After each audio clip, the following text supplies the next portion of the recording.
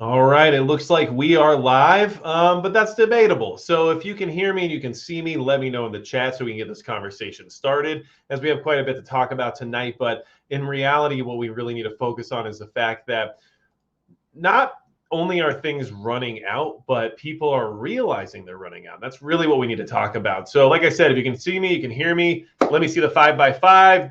Durgan, I see 5x5. Thank you so much for that. I want to say hello to a few people. I see Kim's Rural Life is here, Jay Nelson, Paul Gorecki, Grisio Nemo, Tom Muse. So a lot of the regular crowd is here. So great to see you all. I do want to say thank you to Northern Girl Hobbies for being here to mod. And we gotta talk about this because honestly, there's quite a bit that is going on in the media right now that alludes to the fact that we can expect some of this panic to occur here in the relative future. And I do think it's a big deal because in many ways, people are starting to recognize what's actually happening, what we've been talking about for a long time and what we already knew was going to occur. But suddenly, it's becoming mainstream media news. And that is what we need to be worried about. So when the title of this chat is, keep prepping as it's only a matter of time before panic begins, I know you saw the thumbnail that said things are actually running out. What I'm saying there is it's almost satirical. People on a larger scale are actually admitting that things are actually running out. People are actually concerned about the fact that these things are in high demand and short supply. And another big issue that's happening right now is the fact that we're not seeing the level of panic buying yet that I assume will occur. And there's reasons behind that I definitely want to talk about. So tonight is definitely going to be a Marauder Monday as usual. And we're going to go ahead and get right into it here. And I do see a lot of you here. Thank you all so much for being here. Great to see everybody. And thank you to everyone that's trying to make things happen here. I see 5x5, 5x5. I see 556 from Alan Finchbaugh or Finchbow, however you say it. Good to be here. Okay, so let's talk about this now. Obviously, there's a lot going on in the sense of what's causing a lot of this situation.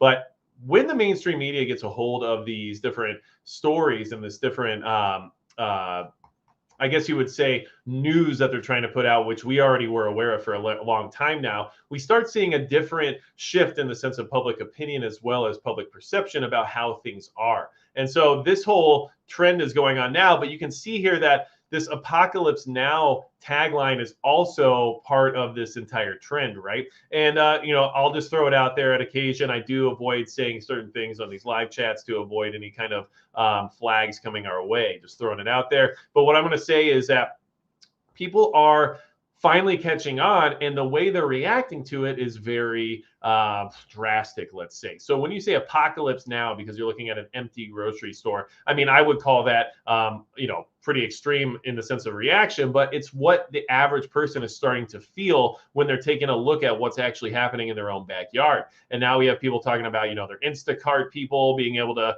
not fulfill orders or have to call in to get substitutions and all kinds of stuff. We know that people are losing out on their online orders. They're not getting their pickups and all kinds of stuff. And this is happening not just, around the country, but in many parts of the world. And it's also happening to me personally. So I know this isn't just, media lies, which we all, feel are generally prevalent these days, but I'm seeing it in my area too. So one thing I want to discuss is that, so we see this mainstream media push, what we're talking about in the sense of the shortages, the empty shelves at the grocery store, and that things are actually running out. Like, it's been a while and they've done a great job of artificially propping up this broken supply chain, but now it's got to the point where they can no longer fake their way through it. And I think that we can all agree that that's what's been happening for quite a while at this point, and eventually it had to catch up to itself. So I want to go ahead and start with that. And then I do want to go ahead and talk to you guys here in the chat for a second and say, look, if you're experiencing these shortages in your area, let me know. And then let's talk about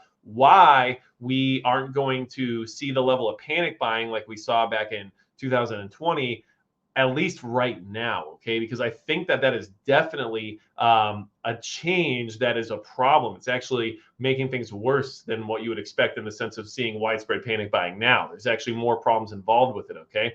So And I think that, a lot of people have alternate ways of acquiring their resources. So some people might use local farmers markets. Some people might have direct connections between food suppliers. Some people might actually directly connect to farmers themselves. So finding those additional methods of acquiring your food and stuff right now is definitely a good idea, because we're seeing it happen here. Prepper Now's here. Thank you for modding. I appreciate it. And I don't know why I waved, but it just seemed like the right thing to do. So go ahead. Let me know if you're seeing any shortages. Josh says none here in my area in North Carolina. Anna says Houston area. Let's see. Michael Pelletier says there's lots of holes in the pet food aisles. So that's a big thing too. We all know canned goods are getting a little bit harder to come by. And the thing that I want to really discuss is that the reason we're not able to actually get into this panic mode that we've seen in recent history, I guess you would say at this point, is because I don't think people can afford it. I don't think people can afford to go out and panic buy the food that they need. And I think that this is becoming a big issue, especially when you start to talk about it in certain areas. So one of the things that I want to go ahead and talk about, and I do see you guys talking about wanting slow mode on for the chat, not something I can do right this second while we're already live. So I apologize for that, but it's something I might have to look into here in the future. It just depends. Not every single chat is going to be as talkative, I guess, right? So jack of all trades, I get it, but I can't help you right in a second. I'm sorry.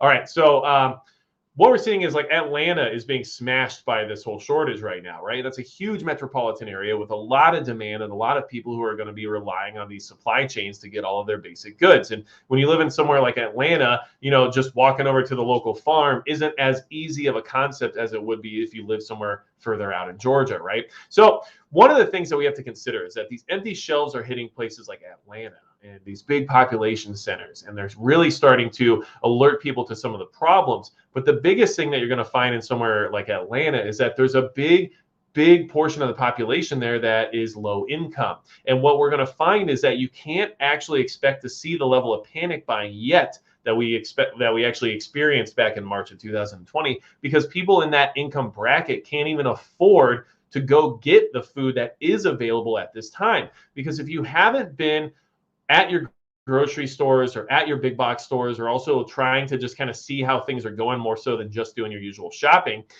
basically, at the end of the day, all of the cheapest foods are gone. And that is why these families that are in that bracket aren't able to actually go out and really start clearing house. And a lot of those foods are not available. Okay. And it's just it's an issue, because those people are going to be affected by this whole thing first. And they're a huge portion of the entire country. And if they can't get their basic needs met, then that is going to be a problem. And I'm sure many of us here in this chat right now probably qualify for that income bracket. And I'm sure you can speak the truth that the foods you used to buy, you used to rely on in order to stay within a budget, aren't as available as they used to be, or aren't available anymore at all. And at least in my local grocery store, those items are just gone. They're not even an option any longer. Now it's all name brand, or it's like that mid-tier brand, but no longer the bottom of the barrel brand. And I honestly believe that because of inflation, because of everything happening with people's wages and their money going not as far as they used to, that the panic buying can't even start yet, because no one can afford to go out and buy large amounts of groceries and large amounts of food anymore. It's already passed. There's no more stimulus money, right? People aren't getting random checks for, over $1,000, and the well's drying up. So I honestly think that once people get to the point where they can no longer even get the food from a different income bracket, aka the middle class, that's when the real panic buying is going to begin. And I do think that now that we have the whole mainstream media push behind all these empty shelves and all this, empty shelves hashtags that are circulating and going viral and everything else, the average person is going to start getting concerned, because generally the talk of empty shelves and shortages has all been temporary. It's just a temporary blip in the supply chain. It's just a temporary situation that we have to ride out. And here we are 2 years into this whole ordeal, and suddenly we're just still dealing with it. In fact, it's worse. And I think that the average person, regardless of intelligence level, is going to at least at some point wake up and say, hold on, this isn't right. And why is everyone talking about this? And why is the mainstream media talking about this so much? This must be a big deal. And then they're going to go to the store, and then they're going to find out they can't afford the food that is available. And then they're going to get a little more concerned. And then we're going to start really seeing the panic buying begin. And that's just my opinion, but that is what I've observed so far, at least personally. And when I see things like the lower income availability of food in the sense of budget friendly food options disappear and no longer even become an option, that to me is not only a red flag, but also a sign that this panic buying that we can expect to see just can't even begin yet. And in fact, it would have been a lot more noticeable if those foods were still available. But since they're gone, the people who would have been buying those up in mass can't get the rest of the food right now.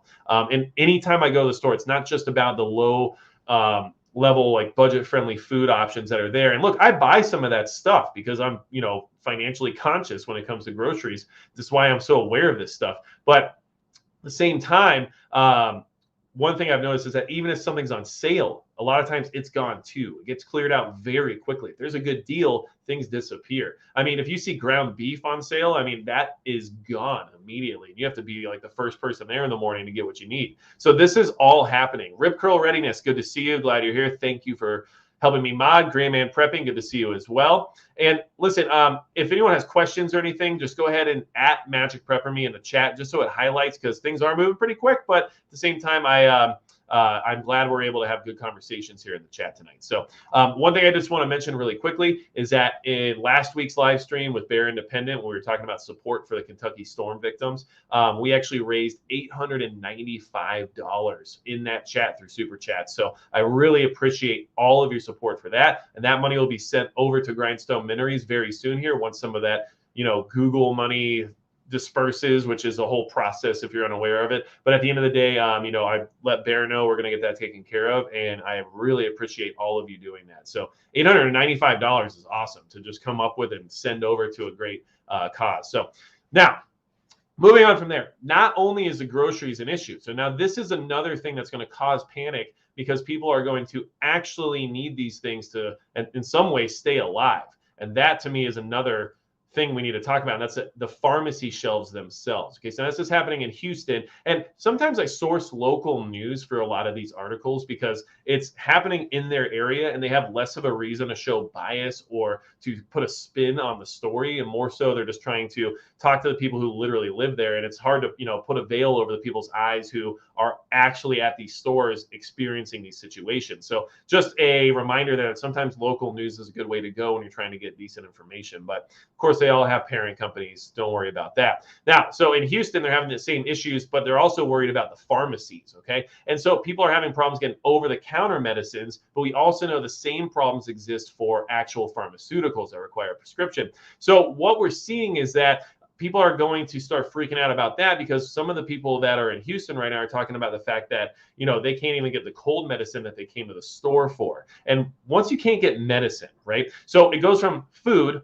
which we all knew was going to happen. We knew this 2 years ago. We've been talking about it for 2 years. And a lot of times people in the preparedness community, or at least maybe not naysayers per se, but at least skeptics, right, will come in and say, well, when's this going to happen? Or, oh, well, you said there's going to be food shortages and, they haven't shown up in my neck of the woods yet. So you're lying, right? And the whole point is that these things take a long time to come to fruition, and we don't know exactly what the timeline is going to be. But if we try our best to stay ahead of it, we'll be better off when it hits, because right now it's hitting in many ways in many areas, and people are still being caught off guard no matter how long we've been talking about this issue. And the problem is that we can see in the preparedness community these bottleneck effects of the supply chain eventually having a consequence, but that consequence just hadn't maybe come to full circle quite yet. In some places, it is starting to show itself to the point of mainstream media needing to admit that it's a problem. Now, once you get to the point where over-the-counters and pharmaceuticals are not available, real panic sets in, especially for people who need things that have to get what they need. So in this story, it even says, we went to get me Mucinex, he had to get generic, and had to go to 3 different stores. So we're talking about a really basic, mucus reducing medicine that's just there to try to get it, make it easier for you to breathe, right? And at the end of the day, it took a trip to 3 different stores, which is, resources, gas, time, everything else, energy. And then at the same time had to settle for, something that wasn't brand name, might not work as well. And that is what we're going to expect with almost everything when it comes to necessities. So food, pharmaceuticals, things that people need are going to turn into getting what you can versus getting what you want. And I'm talking even just basic stuff, even when you want to talk about toothpaste, right? So this is an issue. And I have family in Houston, so I keep an eye out to, what's going on in that area, in that region. And this is just one more thing we can pay attention to. Okay. So look, there's a lot of reasons behind all this stuff. And there's a lot of panic on the horizon. And the reason I say that is because once the average people are literally reading this news and seeing it for themselves in person, that's when things get weird. Okay. And that's when people start to kick in that flight or fight, survival instinct that all of us have. And a lot of people are going to go out and start figuring out what they have to do to get what they need before it's too late. And unfortunately, those people clearly haven't planned ahead. And now that non-planning has turned into instant necessity, which is always going to create more of a dangerous situation. And a big part of preparedness isn't just about having these things when other people go out and try to get them all at once and they disappear immediately. It's also so we can avoid any risks or dangers involved with going to acquire these items. Because at the end of the day, it's going to be dangerous out there if people really are that desperate. If people can't get food and they can't get medicine, and it stacks on top of each other to the point where they went to get food and they barely got what they needed for the week. And then they went to the store to get some cold medicine and found out, they actually couldn't get any, and everyone in their house is sick. Now it starts to compound and things get a little bit tighter and people get a little more cranky and a little more upset. And then next thing you know, tensions are high and things can happen that shouldn't have happened. Okay. So these are all issues that are happening right now. And I just want to make sure I mention it because this is an issue. We have to be ahead of this ball. And there's other reasons at play here that I want you to consider. I do want to mention Woodcraft League of America. Thanks so much for the super chat earlier. Fertilizer shortage equals grain shortage equals meat shortage. It all comes to a head. Many things going on. Thanks for keeping the live streams going, Bob Yeager. And I appreciate you being here, and I appreciate the support. And just, with these times and with everything going on in the world, always take care of yourselves before you try to support me. Just being here is lots of support. You have no idea how much motivation it gives me to keep preparing, to be here, to have these chats with you all. And at the same time, it really pushes me to do better as someone who wants to be prepared, because I feel obligated to lead by example. I'm not going to lie. You guys help keep me in line. So I appreciate that about you. Okay. So let's see here. I want to go ahead and get back in the chat just a little bit here. I see some people tagging me, so I don't know if there's questions. Judy Good asks, do you think there will be need for added security in the stores? And I think the problem that is going to exist because of what we're seeing in the lackadaisical actions towards crime and stuff recently, especially in these smash and grab attempts, is that the security is going to end up becoming privatized, or it's going to be coming from the owners themselves. And that's going to create really big issues very, very quickly. So I think that's something we actually have to watch out for, because people will get desperate enough to do things that they know they can get away with. And you'll see that all the stores are closing in the Bay Area. So every store that closes in the Bay Area, California, means that the next store on the block is even more of a target. And then it's eventually going to get to the point where there is nothing available. And then what happens then, right? You tell me. I'm sure we can all figure that out. Now, why is this all happening? Well, there's a lot of reasons. But let's talk about some recent stuff that's going on that I think we can all agree on. Okay. So, there are some interesting stories coming out of the East, right? Which there generally are. But, okay.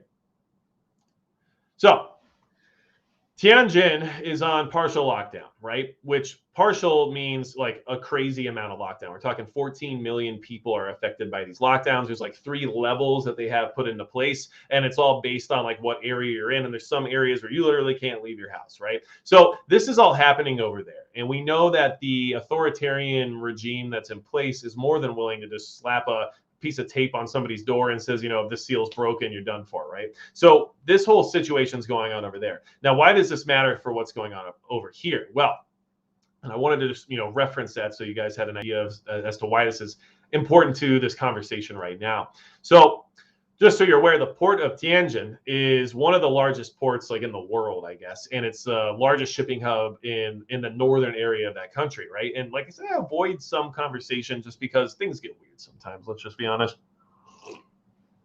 Okay, so at the end of the day, this is a huge port which delivers things directly to Beijing, right? Which is very important. And Tianjin is also just one of the largest ports in that country, which means things are not only coming into it, but also sending out from it, which means that's more disruption to a lot of the stuff that we all think of. Now, I'm not going to talk about the stuff that that country is shipping out as being imperative. I'm going to talk about the stuff that that country's not shipping out as being strategic in many ways, because here's what's going on. You have to start seeing this evolving pattern, right? And the evolving pattern right now puts us on top of the idea that if you control the supply chain, you control what is or is not exported, and then you use certain measures like, I don't know, a lockdown or something as a reason for why that control has to be put into place, then suddenly basically what we have is like faux embargoes that are just, they don't exist, but they're just happening, right? And we're seeing a lot of that. And the more of this control that goes through, the more, I guess, tension we're going to see, and the more problems we're going to experience here, because regardless of how we feel about it, regardless of what we would prefer in the sense of manufacturing here within the United States and everything else related to that, most supplies that we're relying on, especially when we're talking about budget friendly and we're talking about things that people, the average person relies on for food and for medicine and everything else, is coming from this country. So that is a huge part of what's going on here. And the next part of this conversation, which I'm trying to lead everything into something that makes sense to everybody, is this whole situation that everything's being hoarded by this country right now. And you can see this is a very dramatic title, of course, right? But at the end of the day, what they're talking about here is how much they're holding on to in the sense of these very important crops, these very important grains, these very important resources for producing just about everything you can think of when it comes to the major food groups that people rely on, especially when you think about budget-friendly stuff. And you can see here just how much they have of the world's supply. Okay, so you think about that, you think about what's happening, things are only going to get more difficult. Okay, and now this is a whole story about this company, which is very interesting. So if you guys, see these stories and you want to check them out, I mean, search them, you can easily find them. But by posting certain links and stuff like that, things can get a little weird. So, and this is just stuff I've been finding out through trial and error. So I apologize if it's inconvenient, but it does cause problems. Okay. All right. So, and when, just so you guys are aware, when I see something like NorCal Services, you ask, what city and state am I in? Like, that's a little direct. I'm more than willing to let you know I'm in North Dakota. I'm more than willing to let you know that I'm in like the northwestern part of the state. But I don't want to get too detailed here because that just feels weird. That's like, it reminds me of being in like an American Online chat room when I was 12 years old and had no business being there. So let's not do that. Anyway, okay, so those things all line up. I think you guys can understand why that all matters. And so now that I showed you all those things from that country and why that all kind of rolls into one thing, right? Like, we're not able to do this and we can't import, but we definitely can't export either. And by the way, we're holding on to all this stuff. Then there's also these stories which come from companies that are, I'm not going to say affiliated, but we'll just say comfortable with the people who make decisions over in that country. And you have, articles like this where, we're going to vow that there will be a stable supply of food and other essential items. And interesting enough, here in the United States, there is not a stable supply of food, and some essential items, which some might say are over-the-counter medicines or pharmaceuticals or things of that nature, are not stable in supply. So you have to understand that this is all connected in some form or another. Nefariously is where the question mark comes into play, which many of you can answer for yourselves, I'm sure. But at the end of the day, there's a lot of interesting dots to be connected here when it comes to what we're experiencing in the United States. So I feel that I led you to the right answer without having to say it, right? I hopefully did. If you guys agree with me in the chat, hashtag yes or something like that. I just need to know if I'm on the right page here. Now, one thing I do want to mention, okay, is that in my recent video where I clearly mispronounced the country's name multiple times, maybe there's a reason. What I will say is that a lot of you came in and you're like, there's reasons being stated in the media for why this is happening, and I don't necessarily think that's actually what's happening. And I understand that as well. So I do want to make sure you guys all understand that I'm aware of those things too. However, when it comes to certain aspects of what we're talking about, I often report on what's being reported on so that we can have the conversations, discuss them properly, not be flagged in some way or another. And at the same time, when it comes to preparedness, the reason for why those things were happening wasn't as important as to the actions that were taken after the fact. So I hope you understand that at times I do understand the underlying issues, but I find myself not able to present them without having too much speculation surrounding it. I hope that makes sense. Okay, so moving on from there, because they are telling you right now they will have a stable supply of food and essential items, which means we won't if they decide they have to keep what they have. And when most of our medicines, and I'm telling you, most of our pharmaceuticals, big name brands, doesn't matter what they are, most of the resources that are required to create those medicines come from that country. I think it's like 90%, which I did do a video about at one point in time. I don't know anymore what day it is. It doesn't matter. Okay. So, but at the end of the day, they're going to have it and we probably won't. And I think we're seeing that right now. So moving on from there. Okay. Because there's one more thing that we can talk about in regards to that, which is going to cause us more problems. And I think that when we talk strategically and we're talking, we've moved from, hey, this thing happened that had to lock everybody down in the city that has one of the largest ports, which also happens to be related to the fact that they're not going to let their supplies run out. This is also something that was not super recent. We're talking December 30th, 2021, the story came out, right? But just another example of a lockdown that had to happen in that country, which happened to also be the home of these giant chip manufacturers, these semiconductor facilities that may or may not be as advanced as some of the ones in Taiwan, but are also still big heavy hitters, especially with the concept involved that they work with companies like Samsung, for example. Okay, so understand that these things are happening and they are somehow making sure that these companies, these facilities can't operate in the way that they need to, which is then having companies like Samsung decide to pull out from that area. But when they pull out, do you think that they brought every single piece of manufacturing equipment and resources and everything else related to what they had at that facility out with them? Of course not. So there's a lot of strategy going into what's going on right now. It's not just haphazardly happening. We're not just talking about, hey, we had another one, so got to lock it down. Like, it's just circumstance. I really highly doubt that at this point in time. And if we can't admit some of these things are happening right in front of us, then I'm not exactly sure if we're reading between the lines hard enough, because there's so much going on right now that it's impossible to see it all as coincidental. I would assume anyway that we're all on the same page. Exile Reviews did mention that if you want to join the Discord, we do have that going, and it is a good conversation. There's some interesting sections there for anything preparedness related when it comes to first aid, bug outs, different scenarios. We have that. We have channels for every state, including other countries, so that you can hopefully meet other people in your area that are like-minded and create a community and try to find other groups and mags and everything else that we all have a hard time finding, because guess what? It's difficult to find like-minded people who are actually prepared and actually bring something to the table is extremely difficult. And then you also have to mix in the fact that you have to get along, or at least enjoy each other's company. I've been very lucky with meeting some of the people I have in my area. However, North Dakota, in case you're not aware of how this state works, is very spread out. And it is difficult to get people within like a really close area. You almost have to physically move yourself to where other people are that are in that mindset, or else you're going to be traversing some terrain. Let's just say it that way. Okay, so definitely had to up my bug out plans. Okay.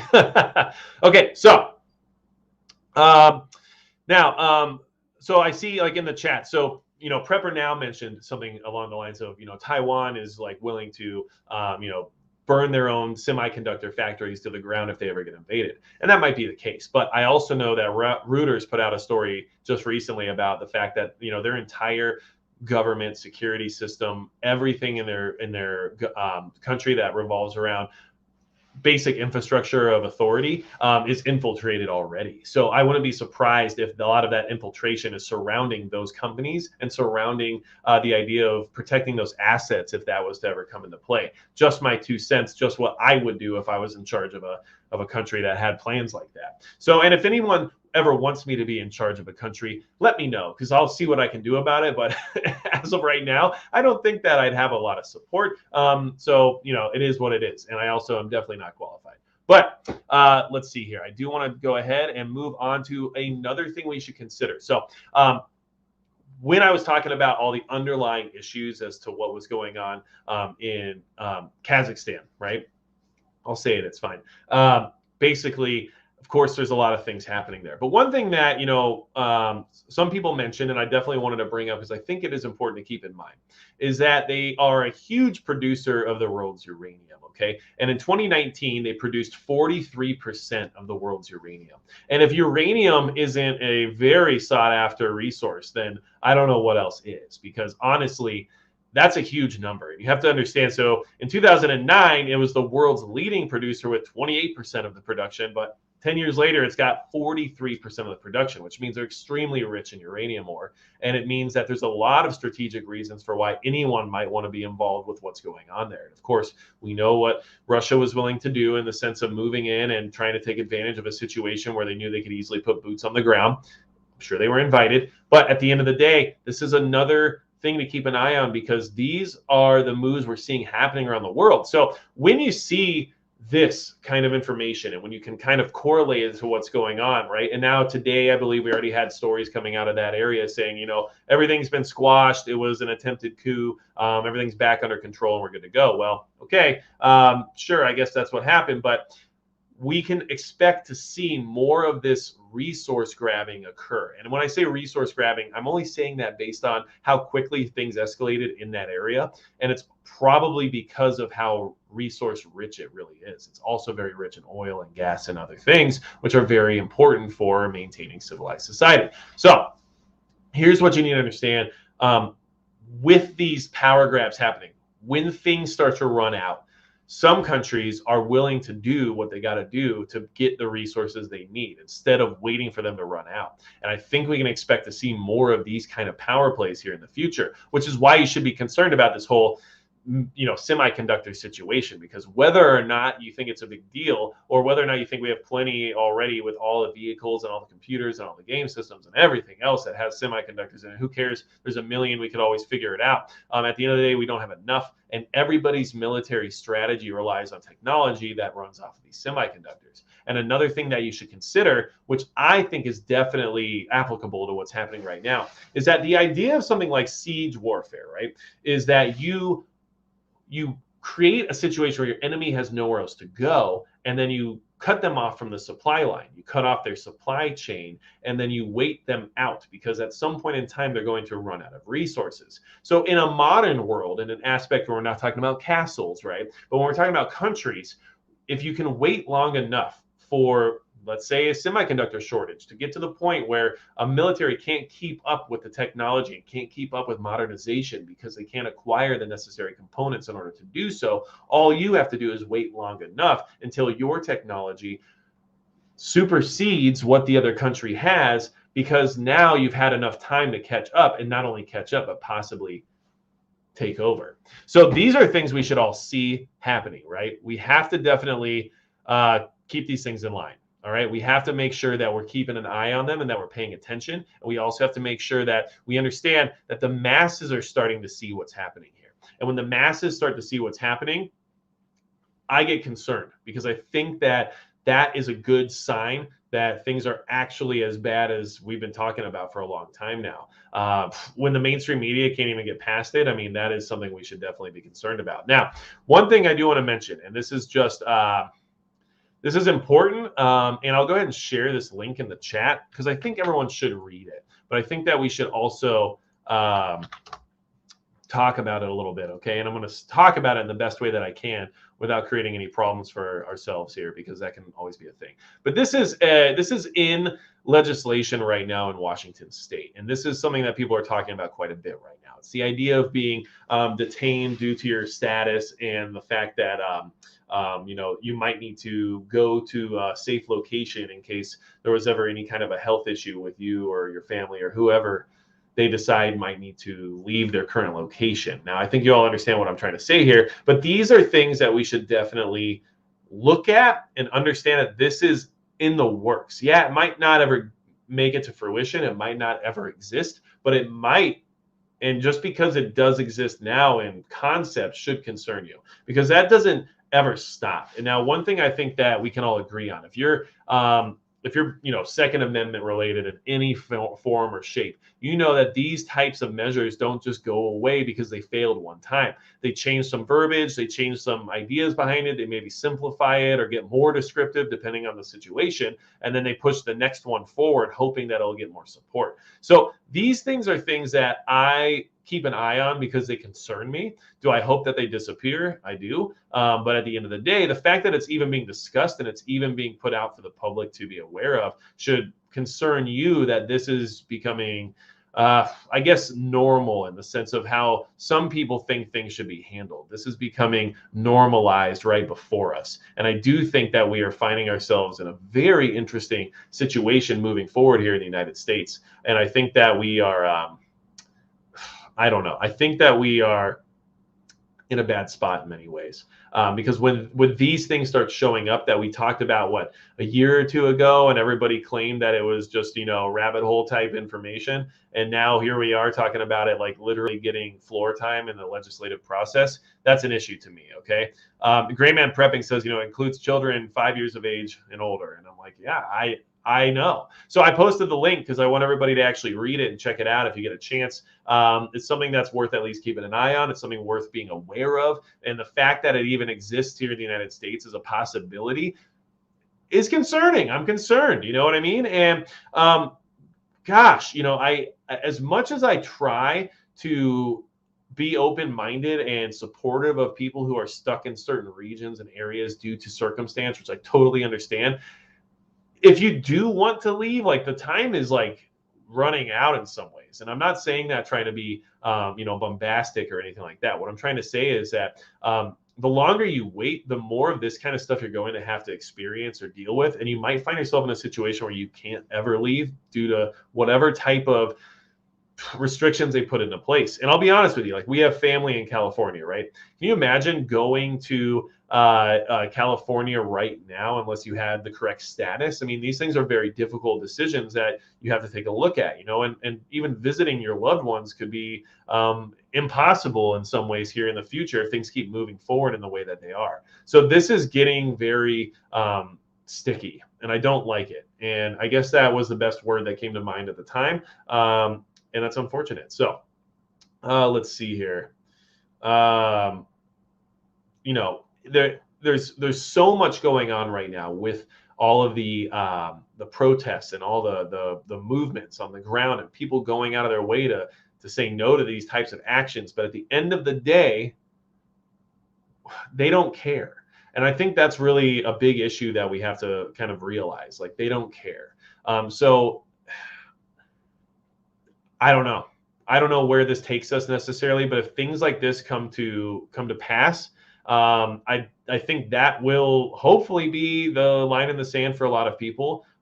It would be for me in the sense of, like, if your family was separated due to something like this, would you really just allow that to happen? That's your decision to make. But what I'm trying to say is that at a certain point, I think even the regular person is going to say, I'm not really into this anymore.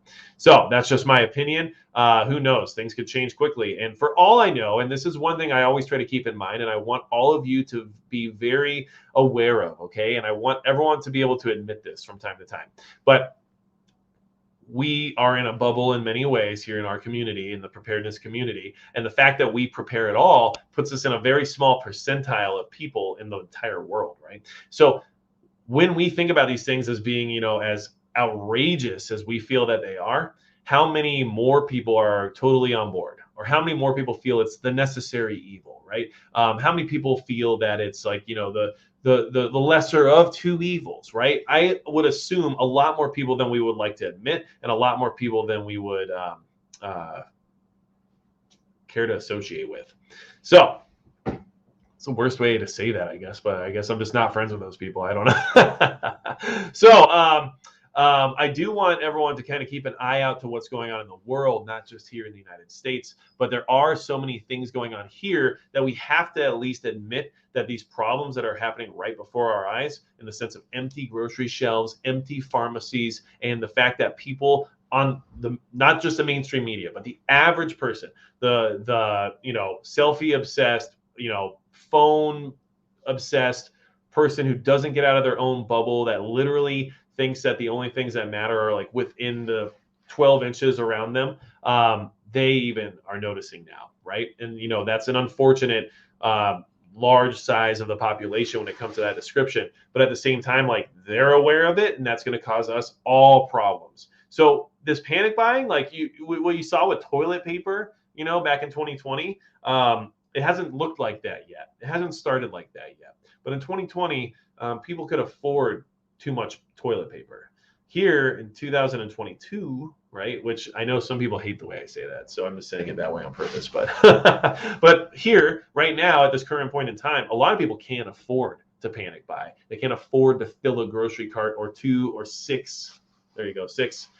Like they were back in 2020. And in fact, a lot of people probably blew a lot of their money in 2020 doing those exact things. So I think we're going to see this panic buying hit once it reaches that boiling point of people who couldn't afford it before and then get desperate, and the people who could afford it and then realize that it's also disappearing on their level. So, if you're well off or you're middle class to the point where buying groceries doesn't really hurt you on a weekly basis, you might be okay with the extra $100, $200 you're spending right now per week or whatever it is that's in your budget, because it might be reasonable for you to be able to do. But at a certain point, when the food that the other people usually bought disappears, and now they have to start reaching up to that other food that you usually buy, and then now that starts to disappear, you're going to experience having to spend more money on the same food with the higher brands or the higher quality or whatever you want to call it, and then at the same time compete with others about the food that you used to have.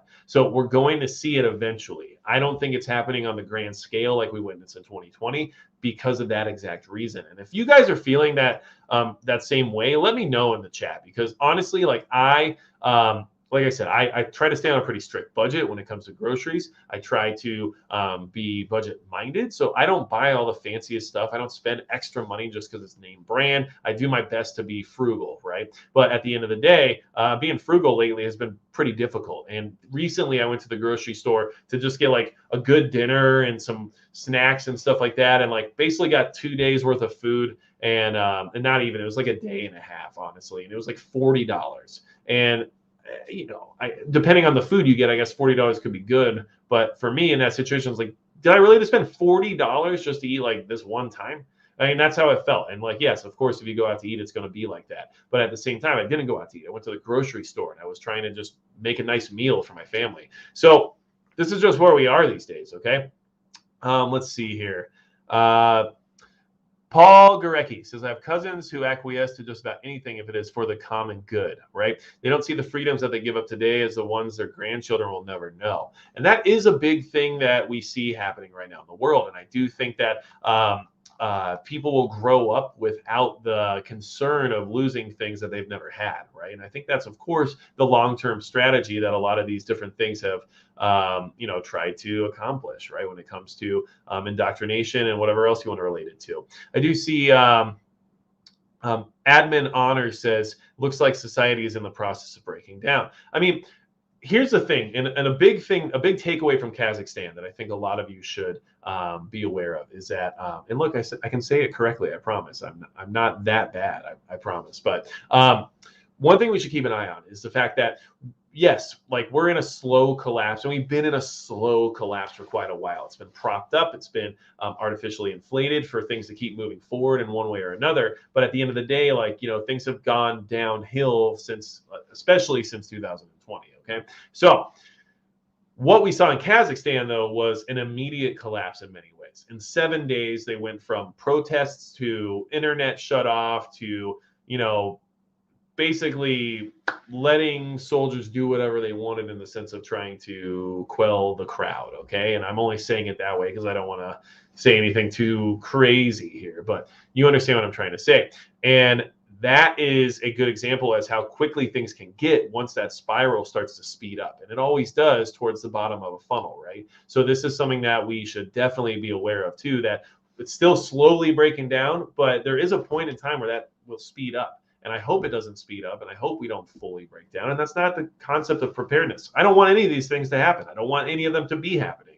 But I'm going to be ready for them if they do, because there's a good chance they might. And if they never do, and they fix everything, and somehow we just get right past this without really falling, to the bottom or anything like that, then great. I actually hope that's what happens.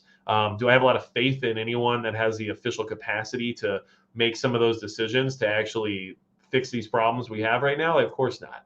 I don't think any of those people have any of our best interests in mind. And here's the honest truth. If you were in that position right now and you had the ability to use lobbyists to make yourself wealthy and to move agendas forward that made you wealthy, and then you knew that that wealth could buy your safety in many ways, which wealth can, right? If I have enough money, I can have an underground bunker and live somewhere very remote and have all kinds of things that the people like you and I don't have. Then the possibility of you knowing that things are actually going to collapse, and then knowing the best way for you to survive it is to just put yourself forward above everyone else, a lot of people are going to take that route. And it's unfortunate, but it's true. So I assume, at least at this point in time, that that's what a lot of the people in elected office are doing. They're setting themselves up to survive this situation, especially with the inside knowledge they already have of it being real and it actually happening. So see how cynical I've become? It's terrible, I know.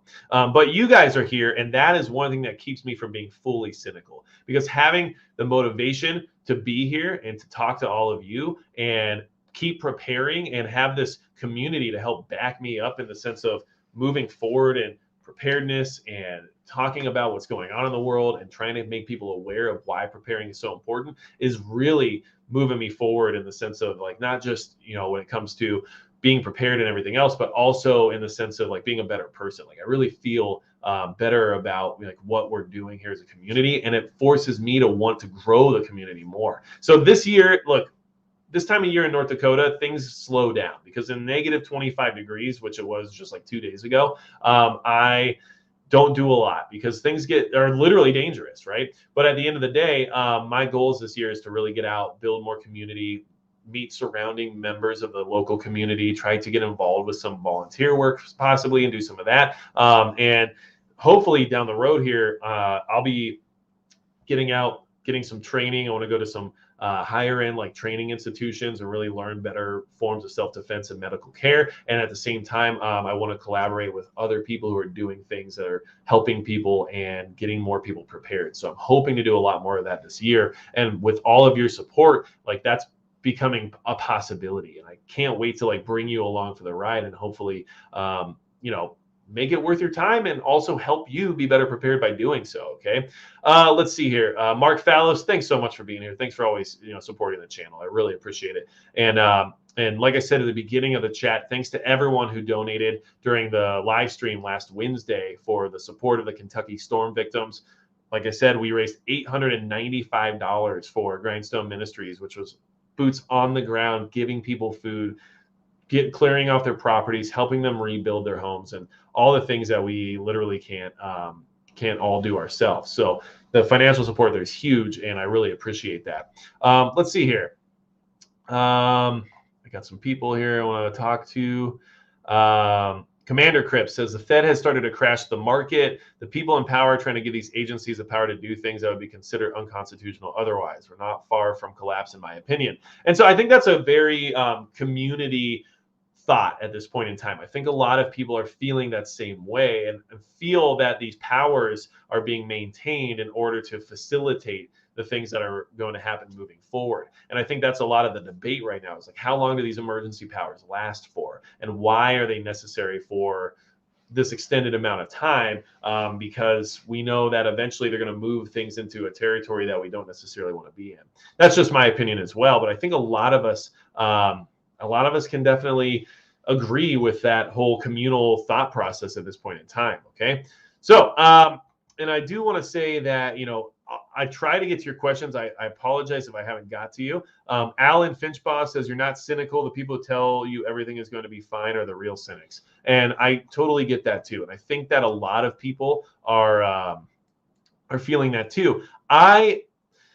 I struggle with that, and I think many of you do as well. When people use their normalcy bias to write off what's happening in the world right now and then just go back to their normal life, it can be very frustrating because you see the writing on the wall, you see what's going on in the world, you're worried about it, you're preparing for it, you're involved with live streams like this one where we are talking about these exact events, and yet still the people around you feel like this is just, an issue that we'll get through and it's not a big deal. But a lot of people look back in history trying to say that, well, we've gone through things like this before, but then they themselves have not. So they don't understand the struggle of what it would be like to actually live through something like the Great Depression. However, because the country lasted through it, right, they have this idea in mind that it's not a big deal because we'll just eventually be on the other side of it. And I think that that is a naive thought process because people don't realize how difficult times were back then. And they also don't tend to keep in mind the fact that a lot of what pulled us out of that was a huge global conflict. Where people sacrificed a lot in the sense of what they were willing to do for the country. And I don't think we have the same kind of solidarity here in this country anymore to pull off the similar feat. And when I say that, I don't mean a victory or something along those lines. But can you imagine telling people, hey, guys, it's happening. We really got to support our military. Things are getting really bad. And the semiconductor thing was a ploy to make sure that we were behind when it came to our technological superiority. So because of that, we really need everyone to turn in their phones and let us recycle the computing components within those phones. It's going to help our military do what they have to do to get the job done and let us be victorious. How many people are going to go down to the phone turn-in center, at their local, whatever it is, and actually turn their phone in, right? I guarantee you it'd be like 1%. I don't even think the average person has the gumption to do those kinds of things anymore. And that really should concern you because I think that although we got through things like the Great Depression, we also had a different idea of, uniformity as a country back then. And I don't think we do anymore. I just really don't. So, expecting people to go above and beyond to do something, patriotic is asking a lot these days when it comes to certain types of people. And I think that we're going to see that in a bad way if things really keep moving forward and we ever find ourselves in a conflict like that. I don't think that that's going to be the answer to the next Great Depression the same way as it was to the original one. Jennifer Small, thank you so much for the super chat. Survival Buzz, lost my job over not doing the thing today. And you know what? I can appreciate that. I think a lot of people are in the same boat. And I think that it's unfortunate people are having to make those decisions of whether or not they can maintain an income and a quality of life for them and their family, or they have to decide that their own individual decision is more important. So I definitely can understand that, and I hope I wish you well. And I think that people that have the I guess I would call it the willpower to do what they know they have to do, even if it's going to be difficult, tend to end up being successful in one way or another. So I'm sure there'll be a way for you to apply your strengths towards something else. 314 Jeeps and Mopars says, should we worry if Russia invades Ukraine? Well, I think that anytime there's any kind of a global disruption at this point, we should be concerned because we don't know what the reaction is going to be. However, what we've talked about before is definitely something to keep in mind. And it's like feuilleton. I can't remember the word exactly right now, but basically, and I talked about this in a previous live stream, but it's French. So I don't do the French. I do Spanish. If it would have been in Spanish, I would have got you. Okay. And no, I am not Hispanic. I just learned another language. But what I will say is that there's a term in the military for basically where you're already defeated before you can get started. And I think that's what we would witness, similar to what happened in Crimea in 2014. Because basically, if they do move on Ukraine and just take it over, the only response at that point now is to literally engage in open conflict with Russia, right? So they basically said, well, we did it. So if you're not going to, you either have to attack us now or it's over. And so that puts us in a really difficult situation, as a country, as a NATO ally, which I know Ukraine is not NATO, but I know that we have, NATO interests in that region. So these are things we have to consider, okay? And I do think that we yes, Durgan says fate accompli. Yeah, see, I knew it was something like that. I was just getting confused with one of my usual guests here. Oi d'étudiant always throws me off and then ends up in anything I think of French now. So, and I don't think in French very often, I promise, only when I eat cheese. So I do think that it's going to be a problem if we see that happen, because then the only option is going to be an attack, all right? Engaging in conflict versus defending. You can't really defend if you're not there already to do it, and that's a big issue. So we'll see what happens, okay? But either way, it's going to cause problems. And let's see. Rachel Atkins says, have you seen the Jace medical kits with prescriptions? If so, thoughts? No, I haven't. So I don't have thoughts on it. And I'll be honest with you guys. If I don't know about something, I'm not going to pretend like I do. So I don't. And I'm not really sure how those work or anything along those lines. So, but one thing I will say is that all the things that allow people to get prescriptions easily, I can expect to see even more regulation applied to, because with these shortages happening right now, we're going to see a shift for people trying to acquire things in alternative ways. And I think once the companies that generally profit off of those dollars that are being spent start losing money, we're going to see lobbying happen in Washington, D.C. about why this should not be allowed. And that's just how it works, right? That's the political process now. If it has something to do with money, now it matters. So keep that in mind. Okay, so I do want to say that I need to drink some more coffee. Oh, that's so amazing. Let's see. Zister Gabriella, Hawaii, says, I'm concerned about Hawaii becoming a stepping stone. And, I would say this. So anyone who's in a orbital part of the country, and when I say that, I mean like Hawaii, Alaska, Puerto Rico, right?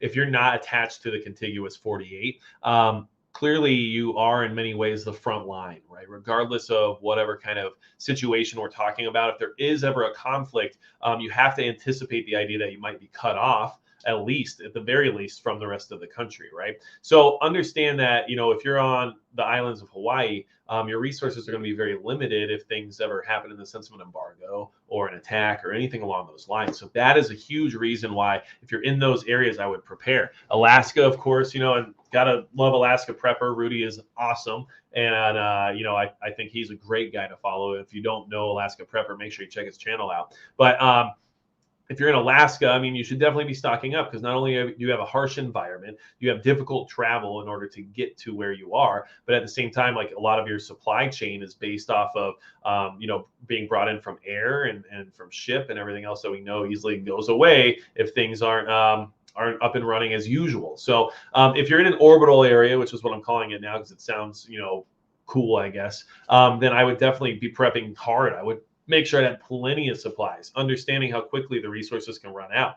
And then at the same time, yes, Hawaii being in between the East and the West is a concern. And obviously this has happened before, right? This is not the first time that this could happen there. And not to mention, keep in mind that when Pearl Harbor happened, they put Hawaii under martial law. So not only are you talking about like the idea of, being attacked or possibly being a stepping stone or whatever you want to refer to it as, we also have to consider the idea that you might be put under martial law. Even if Hawaii isn't attacked again, it's definitely possible that could happen based on the fact that it's such a strategic location. They might put martial law back in place in the sense of trying to maintain the peace and maintain the resources of the region in order to keep it stable for as long as possible. So those are things I would consider. Same with Puerto Rico and same with Alaska. And of course, all these things can happen in the contiguous 48. But luckily, if you're in the 48, you have the access to the production of what is within the country. So of course, things might be difficult and we might not be able to keep up, especially if we get cut off from some of the larger countries out there. But we have access to agriculture and the trains and everything else that we can kind of rely on that are a little bit, at least in general, more reliable than expecting things to be able to come by land or not land, but by sea or by air. So, and Rebecca Snavely says Puerto Rico did grid down. Yes, so like Puerto Rico is a great example of a modern territory of the United States of America that went through devastating hurricanes and went grid down for a very long time, and in some areas I'm sure is still grid down. And so that is another thing that you need to prepare for in that area. I mean, Puerto Rico gets slammed by storms very often, so another good reason to prepare there. And also another demonstration of how corruption leaves people behind in a disaster. Okay, because let's be honest, like I assume that corruption will overtake any of my needs during a problem, right? Any of my needs during an emergency are going to go to the bottom compared to whatever corruption decides needs to be happening at that moment. And I think that's something we should definitely concern ourselves with when it comes to our current operating status as a country. We're just full of corruption on all levels. Let's be honest. And it doesn't matter if they have an R or a D or any other letter before their name or after their name or even whatever they want to do with it at this point. At the end of the day, corruption's rampant. And I wouldn't trust many people. That's why you have to get involved in the local level. That's why you need to get to know who some of your local legislators are, who the people are that make decisions in your town and your community. That is going to be your biggest lifeline. And as a prepper, I think that there's some good investment in the sense of getting involved, not just for trying to promote your values or promote things that are going to make for a better quality of life for your community, but in general, having that intel lifeline, right? Having the information that you have access to that you can only get from certain sources, right? If you're friends with the mayor of your town, the mayor will be able to tell you things that someone else might not be able to, right? And it's interesting when you get into a small town, you can actually meet these people, right? Since I moved to North Dakota, I've met the governor, I've met the lieutenant governor, I've met the senators, I've met state senators, congressmen, I've met many mayors. And it's very interesting that you can meet these people in these smaller areas because they're more accessible. So if you're in a small town, you have access to the people who get information before other people do, which might actually give you the intel you need to make better decisions that your survival might depend on. So these are things I suggest trying to do and trying to get involved with. It's not just about building community and all those things that we talk about, because those things are important, but it's also about having a line of communication, having a line of intelligence available to you during a time of crisis. So I think this is a big a step forward for those of you who are able to do that. Now, if you live in Los Angeles, if you're not rich, don't expect to be able to hang out with any of these people. I lived in Sacramento, or at least in that area, for many, many years, and not once did I ever meet a government official, right? And that's the capital of California, but hey, who am I, right? But I lived in North Dakota for a year, and I already had met many actual representatives of the state, as well as in the federal representation too, when it comes to congressmen. So these are things to keep in mind and to consider. Now, just keep in mind, and I'm going to say that more than once, I guess, apparently. So the coffee is working, but in the wrong way, I think. That's better. Okay, so keep in mind, this is what I want to kind of circle it around with. Okay, can't say circle back. That's forbidden now, right? So what I want to say is things are actually running out. Of course they are. We knew that. We already knew that. That has been a thing for a long time now. But people are actually seeing the things run out, and in their mind, they think things are actually running out. And that is why we have to be concerned about it. And that's why it's only a matter of time before the panic starts. Because when these people not only think that things are actually running out, but then see that things are actually running out, that is when they're going to start to freak out. And that's why I'm concerned about how this next chunk of time is going to go, because it's not getting better. And the people are already upset and already willing to do things they might not have done 2 years ago because we're desperate now, right? So keep in mind, prepping, it gets you ahead of the curve. It makes sure that you don't have to panic buy. It makes sure you don't have to be part of that. But the biggest part of what I think we should keep in mind with this whole conversation is that it avoids the danger of being in the masses when these times come. And if you don't have to go out and panic buy, you don't have to deal with the anger, the desperation, and the possible violence that could come with it. And I think that that is something we should definitely keep in mind, because honestly, security and the ability to defend yourself at this point in time is becoming more and more important. And that's why, like, as low on the totem pole of preparedness as some of those things can be, because I can admit that, even though they're a passion of mine, and learning about that stuff is a hobby that I greatly enjoy. I can understand the level of prioritization when it comes to preparedness. However, I think that that part of the totem pole is starting to rise because things are getting dicey. And honestly, when I go out and I get some of this training that we're talking about, because I'm already working with the guys from the Concealed Journey, and they're working on some new stuff when it comes to what they're doing with their company. But I'm talking about, like, I want to go talk to some of these heavy hitters as well, to kind of get more well-rounded, learn more, and put myself in a position where I could possibly even teach people around me to be better. And that way, when these things get to that inflection point of negativity, everybody's ready to respond in the right fashion. So, and I hate ending on a note like that, but I think that's what we got to do, because we're at an hour and 5 minutes. So I do want to say thank you guys so much for being here, because holy crap, what a great live stream tonight. And I think that we can all see what we're talking about now, right? And as just a quick recap, just remember, in my opinion, and I think you guys can probably see some of this, but the panic buying can't start if people can't afford to buy the things that they need to panic about. And that is kind of where I think we are right now. So let's just see what happens. Tax season should be interesting, as many people have been getting the advanced child tax credit and won't get the refund that they usually rely on. And that should be a great time. But if people do get money during tax season, I would see that as being a great opportunity to start the panic once again, right? Especially now that we have talk of $5 trillion not being enough, actually, and we need more. Well, what do you think that's going to be for? You tell me, especially when certain times of certain years, like, I don't know, every 2 or 4 years, that we suddenly decide we need to give out free money. Yeah, that could happen this year, probably, right? Yeah, like maybe like in the summer. I don't know. You tell me. All right. You guys are amazing. Do what you can. Keep preparing to the best you can with where you are with what you have, because I stole that from Teddy Roosevelt, but it is 100% accurate. And it's probably the best thing I ever learned being here in North Dakota. And besides that, that's going to be it for Magic Prepper.